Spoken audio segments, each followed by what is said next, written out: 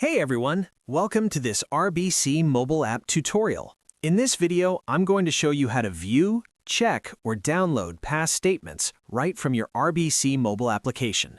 So, once you open up RBC, go to the bottom right-hand side of your screen and press on More.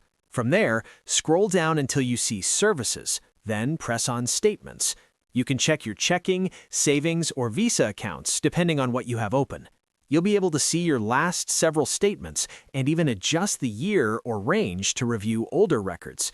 Super simple, very straightforward. This is how you can quickly view or download past statements using the RBC mobile app. Thanks again for watching, and I hope this video helps.